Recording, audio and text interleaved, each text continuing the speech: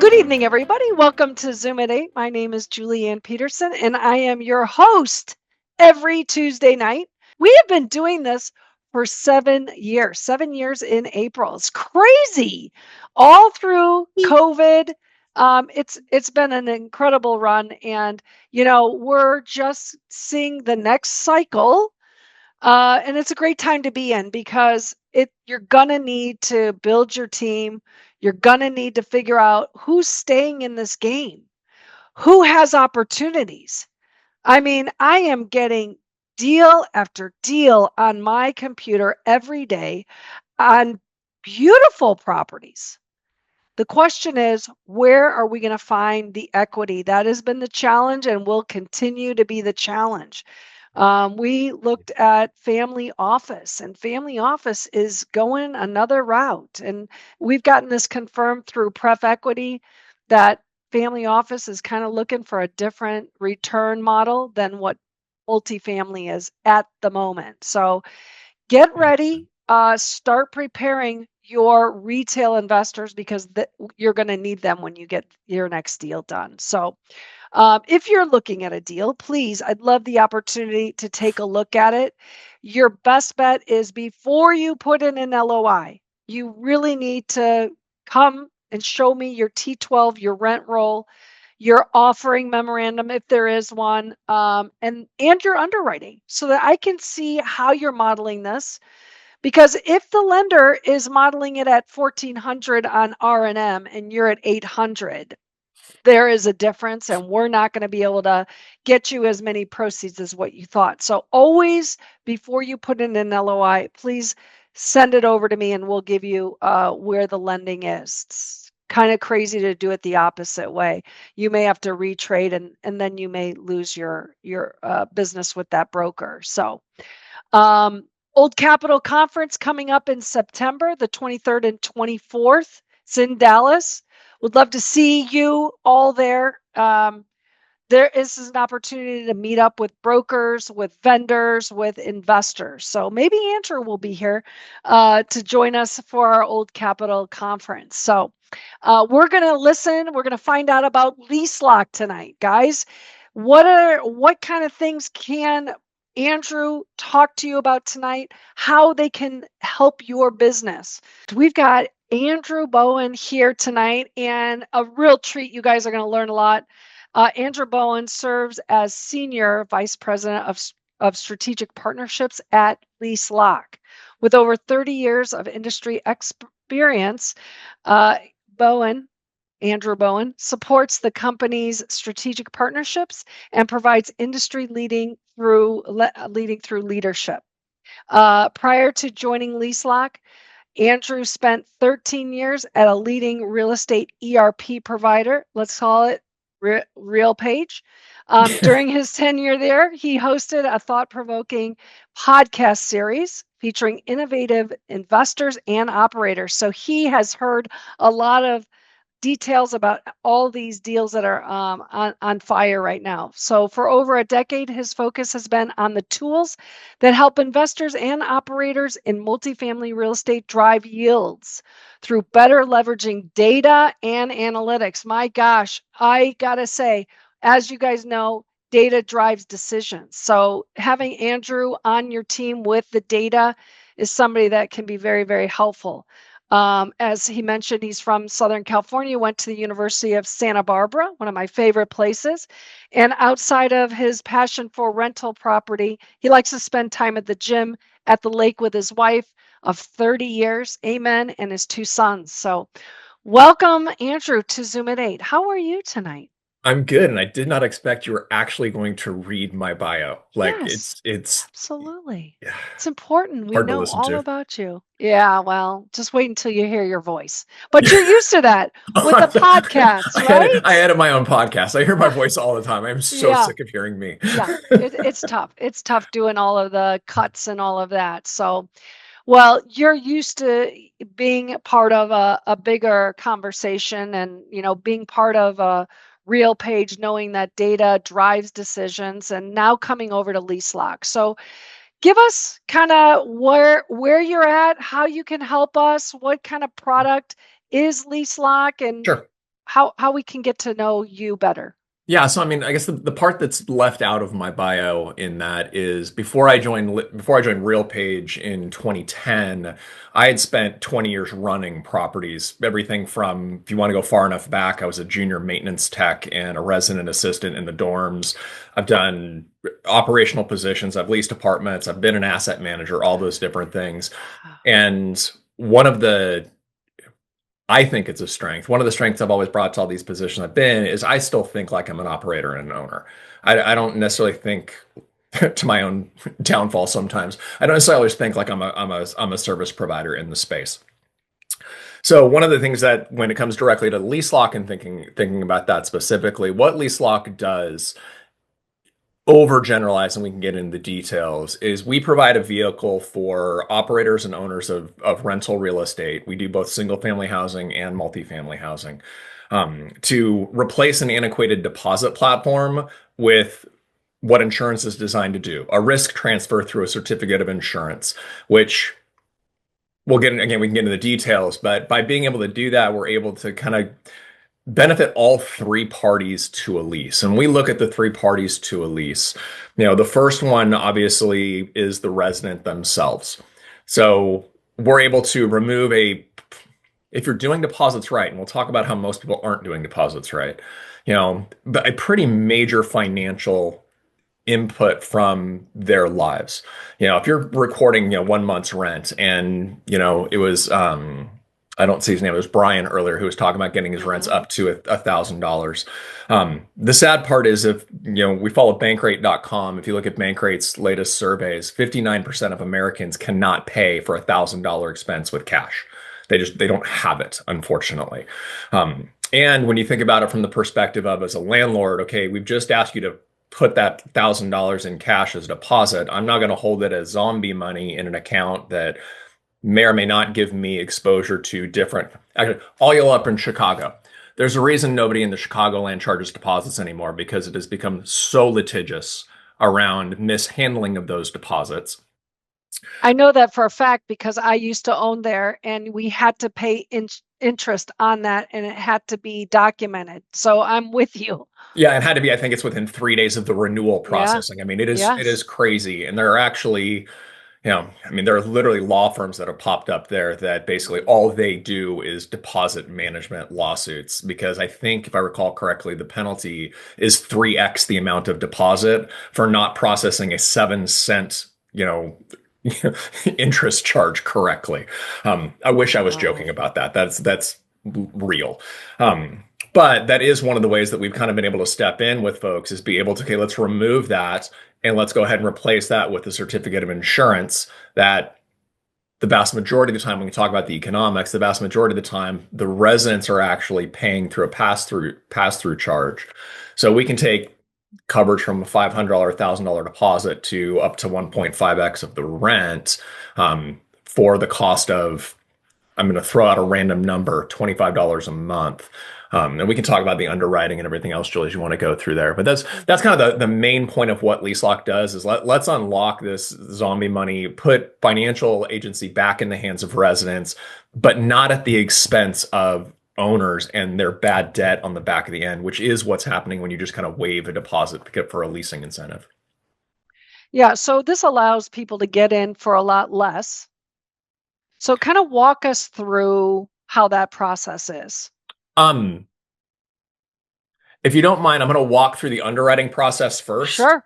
Okay. Sure. So when we work with an organization, we've got a couple different ways we can do this. We can, for our larger institutional partners, as Scott was discussing earlier, yes, the institutions are trading and we're seeing large portfolios trade. We don't see a lot of the smaller stuff going. But for whether we do underwrite an entire portfolio or an asset, now an asset has to be a large enough size, so it's got to be like 50 to 75 units to underwrite just that one property. We can't underwrite an individual house, but we can get more into that. We're going to look and we're going to ask the question, okay, what is the risk that we see from a bad debt perspective? What kind of delinquency do you carry? How aged is the delinquency? What's the average balance on a move out? And we use a whole different everybody's favorite words to use in multifamily these days. We use artificial intelligence to actually evaluate that risk and come up with what's the cost for that risk. That's why I said I threw out $25 as a random number. It literally could be different for every asset because much like each of you prevent a different risk profile for your property and casualty, same thing from a lease insurance perspective. But you as an owner then choose, okay, what level of coverage and at what premium do I want to be able to offer through my leasing portal? The residents aren't choosing this. We actually don't deal with your residents at all. We're the only group out there that does any type of deposit alternative that is not underwriting the resident. We underwrite the asset, meaning the residents aren't going through a secondary credit check. It means that we don't subrogate against residents. We don't sue them afterwards. So we're not, trying to chase them first before you get in line to get the remaining balance. But once you choose that, you then have the option through the leasing process where most of our partners do it as an opt out versus an opt in. So in your leasing process, hey, we advertise that it's a zero deposit community. That way you've got a competitive edge from a price point perspective at the beginning, like you were just discussing, Julianne. They have the options to say, great, I'd like to sign the deposit waiver, not pay deposit. It's very clear throughout the entirety of the process. Okay, that cost is, again, I'm just going to keep saying $25 to be consistent. That is then added to their ledger. So on their monthly rent payments, they're paying you back the $25. Most of our partners actually mark that up just a little bit. We have worked with our insurance carriers to get them to understand that there is a cost to filing a claim, like that's administrative burden on your guys' end. And insurance allows us to mark that up for it. So they might have a charge on their ledger of $28 instead of $25. If and when they move out and there is a balance due at the end that's related to either past due rent or damages above and beyond normal wear and tear, or what the eviction costs are legally allowable in that jurisdiction, those are now balances that are able to be claimed. So if we have that after 30 days of attempting to let the resident make it right on their own, on day 31, you can file a claim. Last year, if you look at the totality of our business, and we're live on about 750,000 units across the United States today. Our average point from claim filing to claim payment was 7 days. So Wow. yeah, it's another area we've really incorporated the artificial intelligence to automatically populate the claim for you. We can adjudicate it that way. We can be able to use the AI to evaluate the pictures to understand, do the pictures of the damages actually corroborate what the claim is actually being made on that. So I mean, that's kind of the leasing process from soup to nuts. Again, we're invisible to the residents. They don't know we exist. And they just know that they are paying a small monthly fee, so they didn't have to pay $1,000 deposit up front in that. The other good news about that, and I get this question a lot, is, well, what if the resident stops paying me that back? We're invoicing the property, not the resident. So much like your lender has the ability to put, a requirement on the insurance and being additionally insured on there and pay your insurance for you, your P&C, at least on home mortgages, same concept. You're paying it. If they stop paying you, you're still paying the insurance on that. So you're still going to be covered at the end of the day. Will be covered, but then you have to go back and put that towards the claim then, correct? No, that's the one thing you can't put on the claim. It's like Okay. you can't just like your own thing. You can't claim your premium for the actual coverage on there. So that would not Got it. go on that. So those fees are not covered in 90% of the cases. Probably 98% of the cases. We do have a rider you can put on. Huh. Almost nobody takes the rider because of the cost of it. Like it's just not worth it. Yeah. Okay, so I recall, so you have some different levels as you mentioned, how Yep. much you're going to, so an A class is going to be higher per month than like an, Not oh, necessarily. okay. Um, so I Yeah, mean, that would make sense. there Yeah. are certain things that certainly play in. Obviously, typically the higher the rent, I say in general, the higher the rent that you're charging, the higher the premium probably will be. Because again, we'll cover up to 1.5x the rent. So if if you've got $4,000 rents, you're not talking about $6,000 potential coverage. That's very different than $1,000 rents where you're talking about $1,500 in coverage. But if you bring me a property at 15 at $1,000 rents and they're seeing 60% early, non-lease renewals and not renewals, evictions or terminations or skips, etc., and they're carrying a lot of bad debt and all those things, if we're even able to cover that from an insurance perspective, they might have a higher premium because, again, of the risk. It's also one of the great things about what I get to do with a lot of our groups is as we work with groups to help get some of these practices better in their own business. We've got best practices we see around screening and document verification and, um, lease evaluation and lease expiration management and all these different things. As those balances come down over time, so does the premium that's cost in there. We've had because we reevaluate every year. It's kind of like Okay. car insurance where your car insurance renews every 6 months. They want the opportunity to reevaluate your driving record every 6 months. So as you get that ticket, it affects you next year. It's been fun to watch. I've seen it go both ways. I've seen properties that have just been taken over by a new organization. They saw the opportunity that the old organization created because of their management style, did things about it and really tightened things up. And we've been able to drop coverage, drop premium, not necessarily drop coverage. Or in some cases, they've actually chosen to move up their coverage level, but it doesn't change the price for the resident at that point. So it's kind of fun and interesting to go back and forth with it.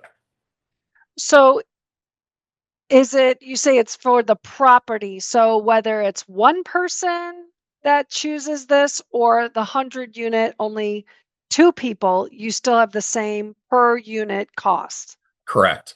Well, no, okay. Okay. Per insured lease cost. Okay. So if So you have walk me through that. let's say if you have 100 units and only two people sign up for the coverage, you are Yeah. only being charged for those two. Got it. So Okay. it's not the unit, like we don't, again, it's, you can think of it as a per unit charge, but it's only for it's actually the lease, not the unit, but it's only the leases that are actually opting in to the program that you would see an invoice for. It is not hey, you got to pay for all 100 units no matter what. Sure. Okay. Oh, that makes sense. Yeah. Okay. So it's kind of licenses, if you will, kind of. Yeah, Yeah. sure, you can call it Okay. that. I mean, Yeah. Yeah. licenses has a very specific term in insurance world, so no, it's not a license. I got to be careful what I say. Yeah. But Sure. Sure. but yeah, no, it is each individual lease that chooses to get involved with the program, that individual lease is covered, not the whole property. Okay. So in essence, it could be 25 or $25 per unit for those that are using it. And then the next year could be $18 because it worked out fine. Um, Correct. And just to yeah, clarify on that, and Suraj, I did see your question. We'll make sure we get to it. The it would only change at the time of the lease converting, meaning that you would know, okay, for all leases this year, we've gone from 20 to 18, but Mrs. Smith lease doesn't renew until June. Her price would change with her June renewal. So we're not randomly changing price points on residents mid-lease. It's always at their lease event. Uh, okay. and for those who didn't see it, I know Siraj actually entered in the chat. Is the price point different based on the volume of units that you're committing? 10 versus 100. This is the answer that blows most people's minds in this space. The answer is no, because if you give me 10,000 units at a really high risk profile, that price will probably be more than on a per lease basis than the person who has 10 units that are just pristine from a risk profile in that. Again, we're underwriting the risk that we see there. It's not like a lot of other service solutions.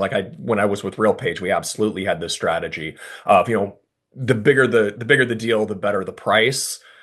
Within reason, that is true, but not when one is at a tier 9 level risk perspective versus the other one's at a tier 1 level risk perspective. What are some of the challenges that you're seeing right now with the different asset classes? I think I know the answer. Locations, states, um, you know, in this environment that we're in. So what are you seeing? What are your Uh, challenges?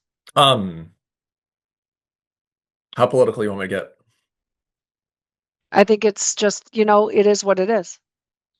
Um, the immigration policies and the enforcement policies around immigration have Mhm. created a really interesting bifurcated pressure on the market that people are finally talking about. Mhm. Um, I'm fortunate that I get to spend a lot of time with our chief economist, Greg Willett, who I think's been on this a couple times. Yes, Yeah. sure. And we were doing market updates for some of the bigger players in the industry in Q4 of last year. And we suddenly discovered that no one was talking about it unless we asked the question. But as soon as we, Directly. yeah, but as soon as we asked the question on, hey, are you seeing anything, particularly on the ICE side of the equation, Mm, um, we would get half an hour to 45 minutes of just not even anecdotal conversation, like very specific conversations of, mm, ICE would show up at the property and suddenly we'd have 15 sets of keys in the mailbox the following week. Because people were self-selecting. And I think a lot of that has kind of played out. But in the C area, in the C class properties, we are seeing the impact to occupancy. We're seeing the impact to the demand side of the equation. Um, and anecdotally, we're starting to see the impact from a collections perspective. I haven't seen it in the data yet, but I'm hearing the stories on it. Also interesting though, on the other end of that equation, on the high end Class A, particularly coastal, um, you know, entry point markets, those properties are actually starting. In fact, Greg was actually quoted in a Globe Street article today talking mm, about how we're seeing the demand numbers and the absorption numbers being stronger in the suburbs than we're seeing in the mm. downtown core markets. And a lot of our theory behind that is a lot of that downtown core market, I shouldn't say a lot, a significant percentage being like in the low single percentages, but when you're talking about going from a 95 to a 91, this matters. Is a lot of that immigration that's coming in from, thought workers and those types of HB1 visas and stuff. So we're seeing it on both ends of the equation from an Interesting. immigration perspective. Is kind of the big one that I don't think that a lot of people are really talking about, but is absolutely starting to show up in the data. So let's kind of walk through that example because now you've underwritten those properties that you didn't really see. You had a yearly underwritten business plan, and now you've seen that. So how is that affecting your claims and payouts, right? And then moving into the next year, what can these people anticipate, these operators anticipate from an underwriting perspective? That's a great question. From an underwriting perspective, I don't know that we've seen it actually impact it yet. Mm, Um, because, and the reason I'll say that is because remember, we're coming out of a period which outside of Southern California, Los Angeles specifically in mm, Southern California, and some parts of Atlanta, we came out of a period where fraud hit an all-time high. So from a loss perspective, on our end, our losses are actually coming down. We're not seeing the same level of losses that we were seeing during certain points.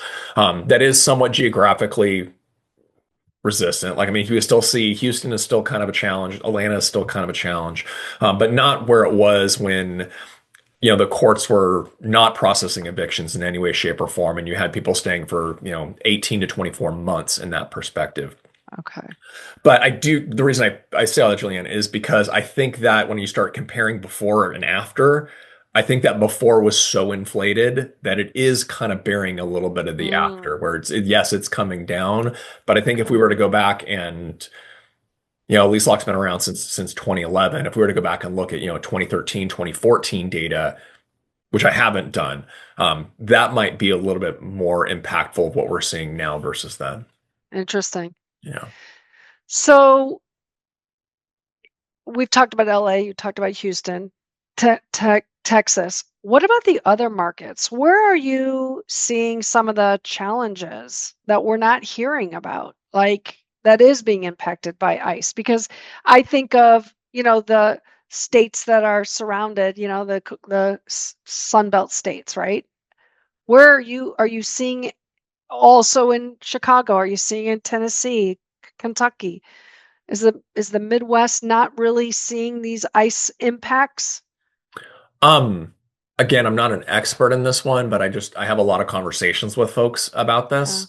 Um, and I will readily admit that part of this might be my bias towards the institutional side, which is investing a Mm, lot more in the Sun Belt, so it ends up just being a conversation point for me more often.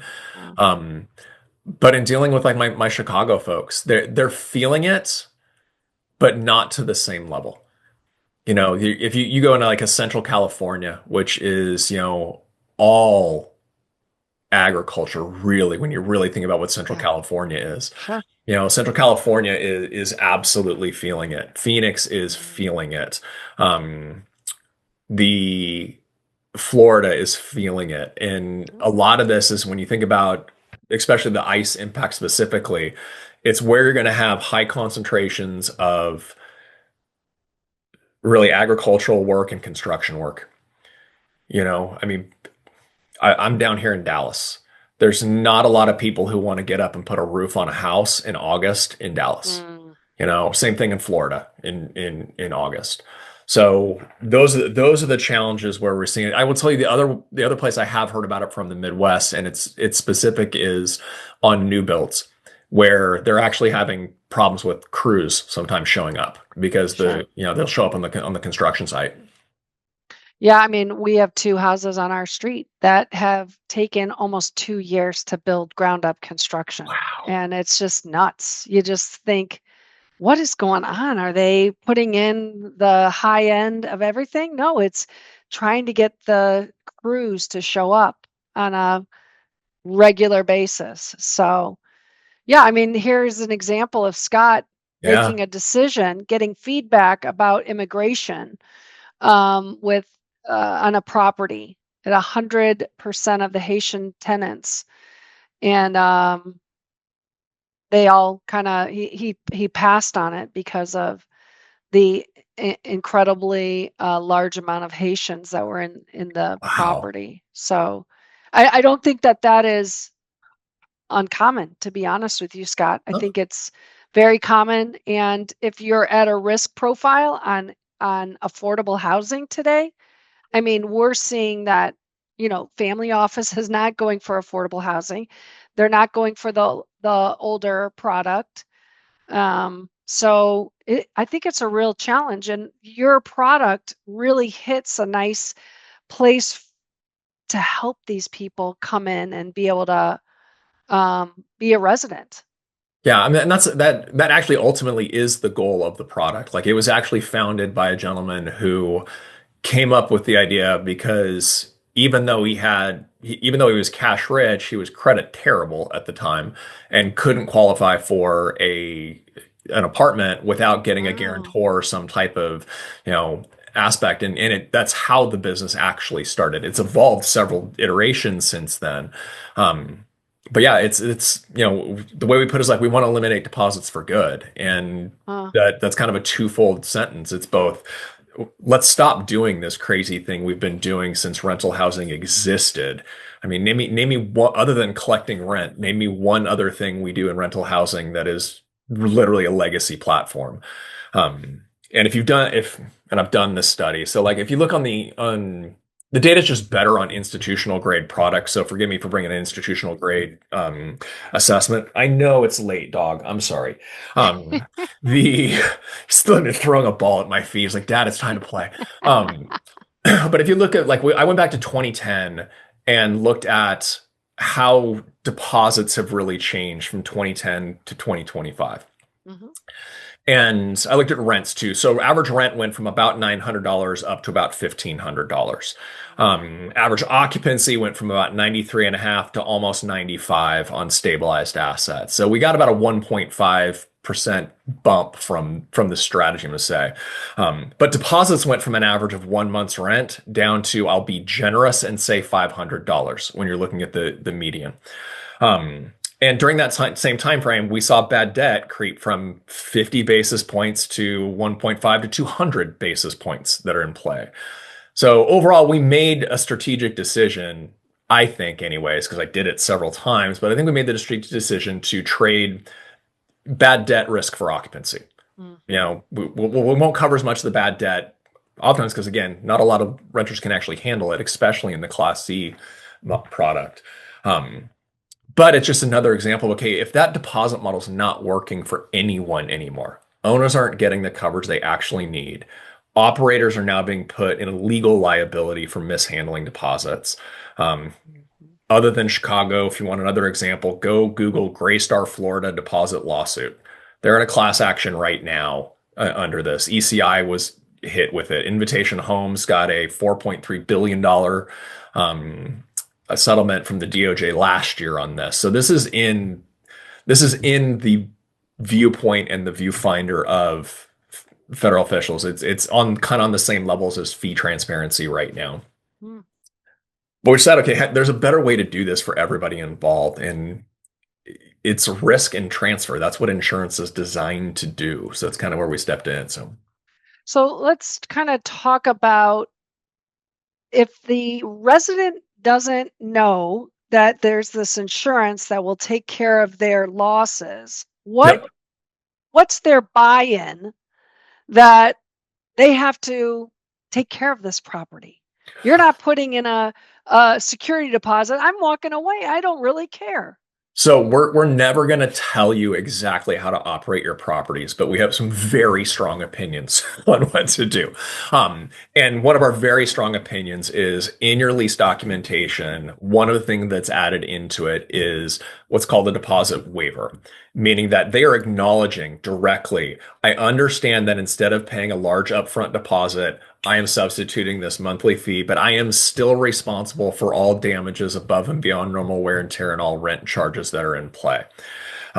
So it's very almost all of my partners. I always don't necessarily like absolute statements, but I don't know of any of our partners who don't use some type of language like that in throughout the leasing process and especially in the lease documentation itself. So they're still definitely communicating that we want to give you your financial agency back, but we're not relinquishing you of your responsibility for the damages or the rent that's due.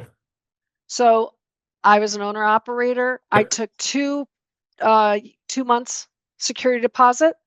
We almost went to 3. California said, no, can't do that. We're back down to 1. On a month's rent, that's $2,000. Let's say you get $4,000. You put that 2,000, that can for turnover and damages pretty much take care of it. But you're taking nothing and you're saying, come into my property. You don't have any problems. How much is it? You said it's going to go above and beyond. What are you collecting from them? Seriously, are you able to collect above and beyond? I love this question because this is where the application of our product is so different than other folks that are in this space. Again, we're not dealing with an individual right. I'll put it in terms that most people get from an insurance perspective. Most of the other organizations, like there are bond platforms out there where they can get a bond that's worth the security deposit, those types of things. They approach it like car insurance is approaching it. So Julie, you and I could drive exactly the same car. Let's say I did go get a Tesla and you got the Tesla. You and I have the exact same car. We're going to have very different cost structures because you have your family set up. I have my family set up. I'm in Texas. You're not in Texas. I'm a terrible driver. You're a wonderful driver. I'm My a little cost is younger, probably 29 now. So, exactly 29 at this point. You're over that 26-year threshold that gets you yeah, above that thing. that's true. Yeah. I guess that's 25 for car insurance. But anyways, the whole point of that is they're underwriting that individual, applying a price point for that individual risk to be set up there.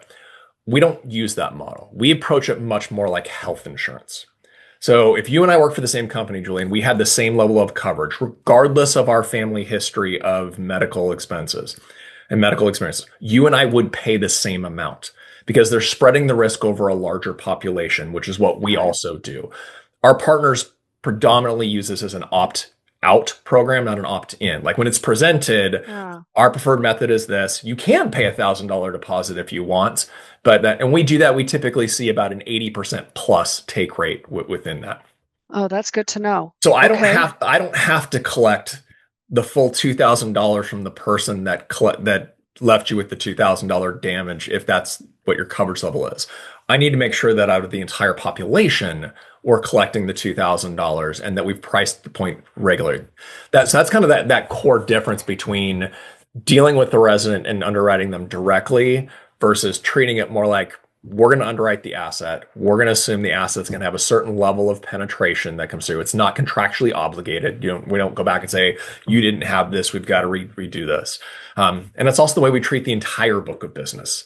We might be able to take a little more risk on one particular group because we know we've got a better risk profile from another group that has a larger renter pool, et cetera. Mm, mm, It's talking with our underwriters and actually getting into the way they balance the risk is pretty mm. amazing, but it is definitely a different approach. Yeah, certainly. So again, you have the option to not go into it and or give me your $2,000. I mean, yeah, that's correct. That's the way that 90% of our groups Uh, present the platform. okay. I do have some that say it is not an optional thing. We do not do deposits. Everyone does a deposit Ah, waiver. I will tell you that there are certain jurisdictions where you cannot do that. So okay. don't know that that's a grand thing. There's only like two or three across the nation, but there are two or Okay. three where you cannot force someone into something like that. You have to give them the Oh, option. oh, interesting. Okay. Okay. So let's talk about can you walk us through a claim? You said seven Sure. days. Okay, great. So How let's from a paperwork perspective, how does this work? So Mrs. Smith moves out of apartment one and she has a $3,000 balance, but you have $1,500 in coverage. So let's that's our scenario. So she has a balance Okay. higher than what full coverage would be, right? And that was that she didn't pay the rent, she's late on rent, she has some damage to the property. Yeah, sure. Okay? Let's say she had two, she was her rent was $1,000. She was 2 months in arrears, so she has a $2,000 rent balance, and she did $1,000 worth of damage in the kitchen because Okay. she had a fire that she didn't tell you about. Okay. It'd be a lot more than $1,000 for a fire, but just go with me on this. Yeah. um, from day one of you getting possession back of the apartment, whether that be she threw keys at you or you got your judgment and they actually came and did the eviction, etc. From that day until day 30, we do require you to give the resident the opportunity to make it right. So we call that first party recovery. Whether you're doing that yourself or you're using a management company or you're going outside service on that, doesn't really matter. We just want to make sure that there are efforts being made to give the resident the opportunity to make it right. On day 31 is when you can file a claim. And filing a claim consists on going what we call LeaseLock Central. It's your portal that we use where you can track all these certificates. It's where you can see every single one that's covered, what their coverage level is, although it should be uniform across your property. Um, all you can see your invoices there, pay everything else, but it's also where you can file a claim. Um, if you haven't already electronically scanned the documentation, meaning you don't, your pictures, usually the lease document, well, always the lease document. Um, if there's any eviction filings, the eviction paperwork, etc., you would scan it at that time, and you're going to submit it directly through the portal. So the portal is where you scan all the documents. The reason I say scan first, because if you scan first, we then use AI. It's called OCR technology. It reads all the documents, pre-populates the claim for you saying, okay, here's the 2 months rent that we see that are past due. Here's all the damages that are listed out. Here was the eviction fees and the attorney's fees, et cetera, that we see listed out on there. And at that point, that's when you're going to review the claim to say, I agree. No, this one needs to be categorized different. No, maybe it missed a number because of a smudge, all those things. I tell you, it's really good at doing this, Mm, but we always want to give you the opportunity to review it. And I get the question all the times, hey, can we automate claims process? No, no insurance company is ever going to let you automate a claim process. They always want you to push a button. Um, huh, but that's where you're going to push the button and say submit claim. Assuming we get everything we need at that time. Actually, let's assume that. Let's say you send us the damages on there, but there aren't pictures of the burns on the countertop, etc. mm, We're going to communicate directly back with you through the platform that says, hey, need more information on this one or to see exactly what it is that we need. You upload those, go from there. By the way, filing a claim can happen between day 31 to day 59 after a move out. Okay. Doesn't have to be adjudicated within that 59 days, but it can be within that time frame. So you can't go back from a move out 6 months ago and go file a claim. It needs to be within that window. Um, Once it gets into our system, we have everything we need. We do the adjudication. We do everything in house. So everybody you deal with is a LeaseLock employee. We don't outsource any of this stuff. They're going to go through, they're going to adjudicate the claim, they're going to determine what gets paid, what doesn't get paid, etc. Since your claim limit was up to $1,500, your coverage limit in this example, you're everyone set up ACH payment if you do this. Don't make us cut checks. We can, but if you set up ACH payment, you're going to get paid typically within 3 business days of that. There's some bank timings that sometimes tweak that out, but 99% of the time it's within 3 days. And it'd be the full, in this case, it'd be the full 1,500. Okay, what happens in the next 1,500? Because remember, it was a $3,000 balance. Yes. You still have every right and every opportunity to go after the other 1,500 that's out there. So you can go out and subrogate against them and say, we're still down 1,500, take them to small claims court, all that kind of stuff. Again, the way we underwrite risk, we are not going to subrogate against the resident. We do not sue residents for the balance.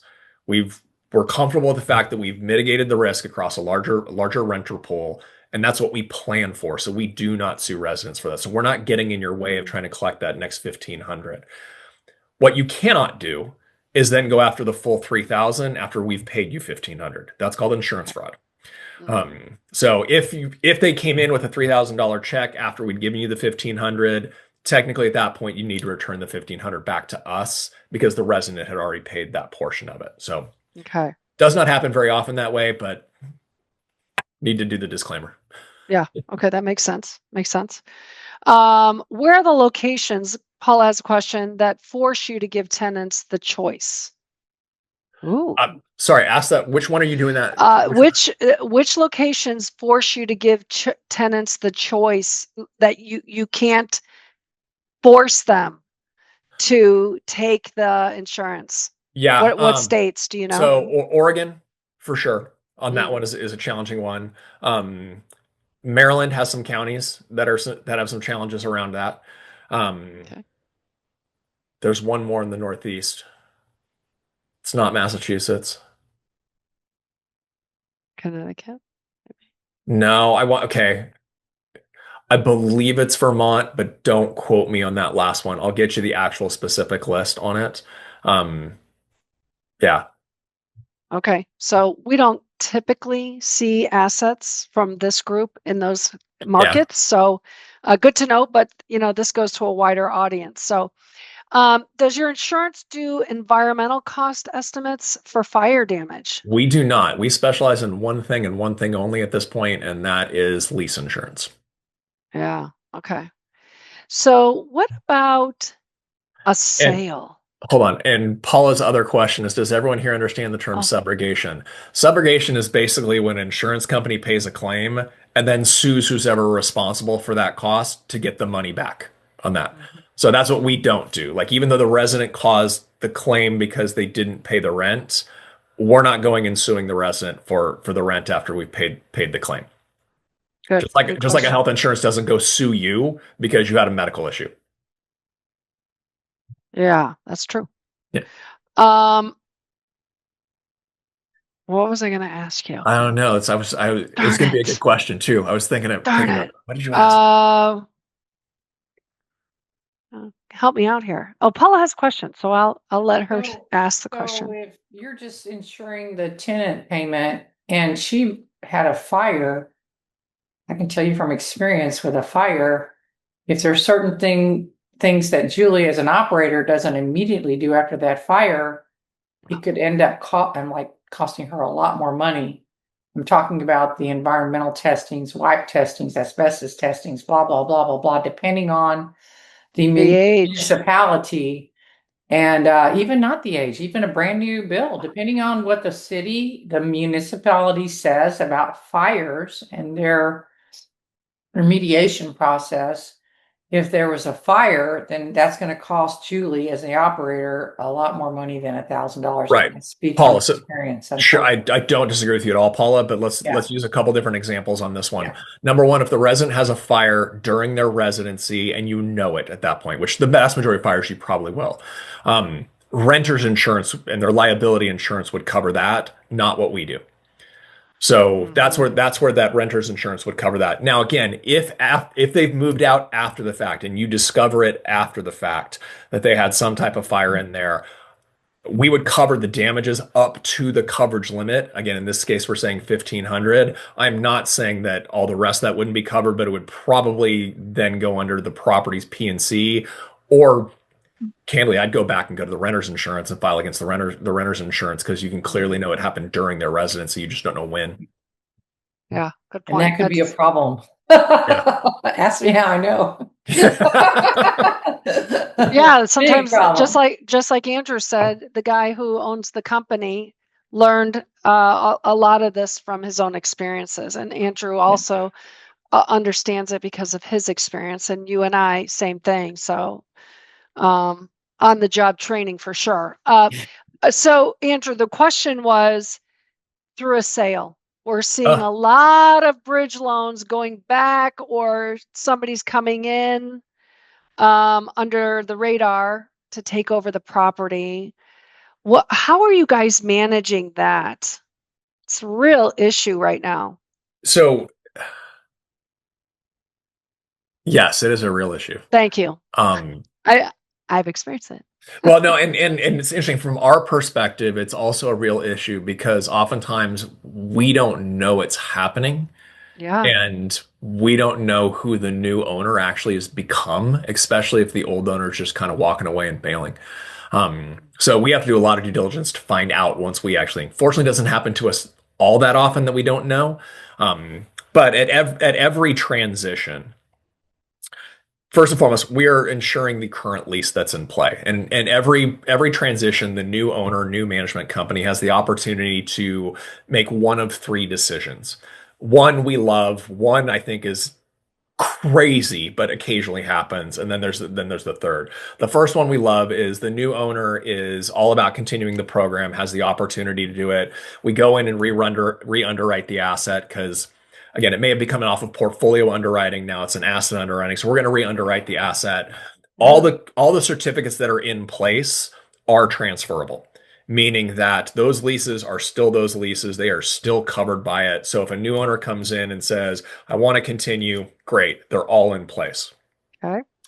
The second option that an owner has that is at least somewhat understandable in my mind. The third option is just dumb. I don't understand it at all. But the second option is they decide, okay, great. I want to continue to insure the leases that are currently insured, but moving forward, we're going to go back to a standard security deposit or some other platform, or maybe they built a captive in-house kind of a thing.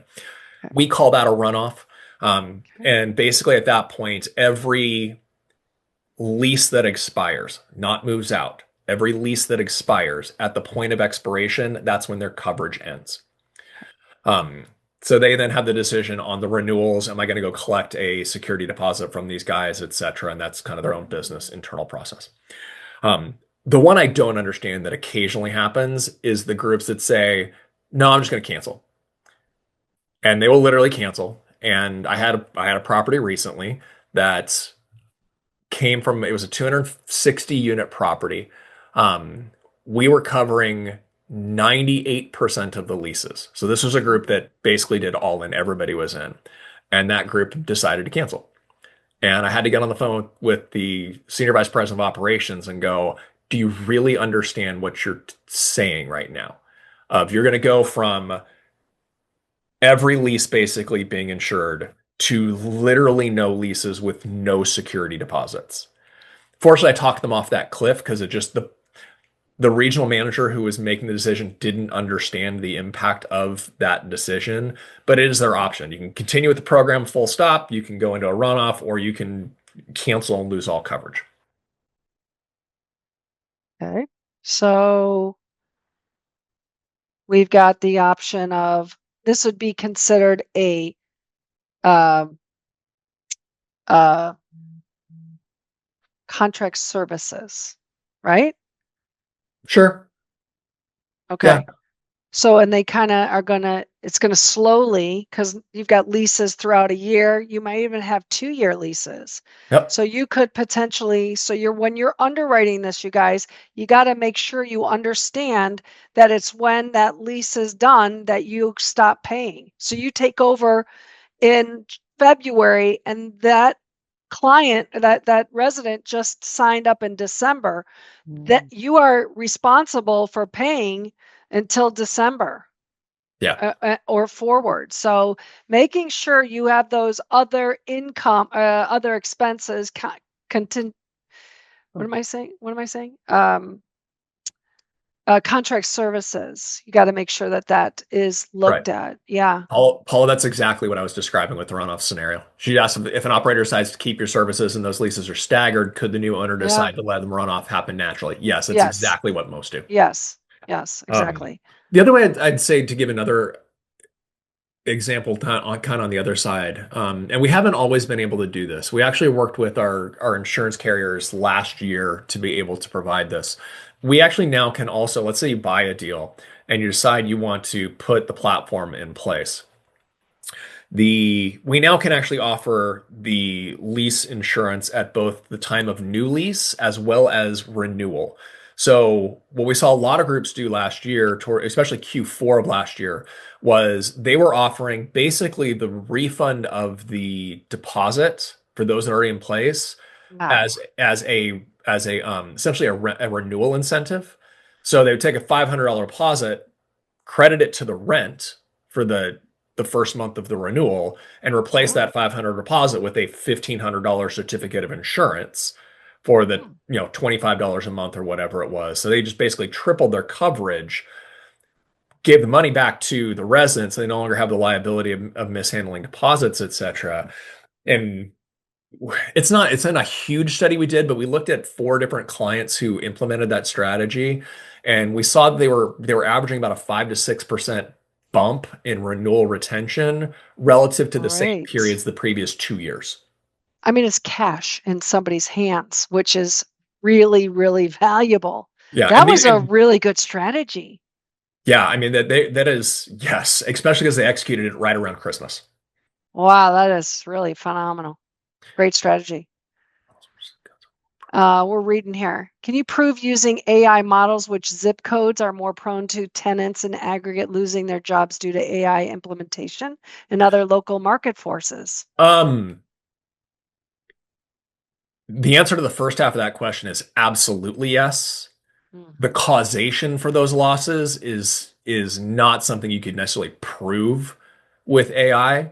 But yes, absolutely. Our economists use that all the time where they are using models on.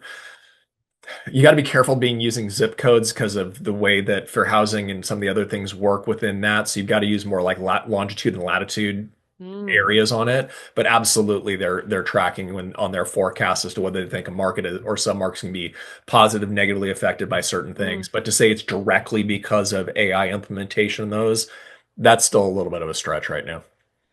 Yeah, there's some deduction there that has to go into place. Yeah. Okay, my last question is, you mentioned $25, just a estimate, and you Yeah. go and you charge the Call it resident 28. 28. Sure. Uh, what is there a percentage that you recommend for these guys that are, for your Well, operators? so here's what there's a reason I used 28 to 25. We've actually worked with our insurance carriers to prove out that up to a Okay. $3 markup can be Mm, in there. How much you mark it up or if you mark it up at all is entirely a philosophical discussion for you and your organizations. I have institutional investors that literally do not mark it up a dollar because part of what they're trying to do with this is really have more impact to the S of ESG on the social element of it. They very much look at it from that lens. I have other partners that I absolutely guarantee if we let them mark it up $100 would mark it up $100 if they could. Like, I don't think anybody would take it to that point, but yeah. Okay. Wow. This has been a really good conversation. Anybody in the co- uh, audience have any questions? I mean, you've done a great job explaining this and kind of Well, hell, the unpacking chat's it been all. busy. It has been. Yeah. Anybody? You could just say hello. Manny? Hello. There you go. All right. Well, wow, this was great. I so appreciate you, Andrew, coming, explaining your product. If somebody wanted to get a hold of this product or had some questions for you, how would they reach out to you? Sure. I mean, you can always go to leaselock.com and fill out an inquiry, but I'm going to give you the fast track instead. My email is simply my first name dot last name at leaselock.com. I'm also pretty active on LinkedIn, so if you want to ping me on there with the DM, please don't hesitate to do so. I'm like I said, I'm on there quite a bit. Okay. So Andrew.Bowen at leaselock.com. Yep, Fantastic. you got it. And the same thing for LinkedIn. So great. So thankful that you're here. Much success in this very, very challenging time. Not going to lie, it has been pretty challenging for us on the lending side.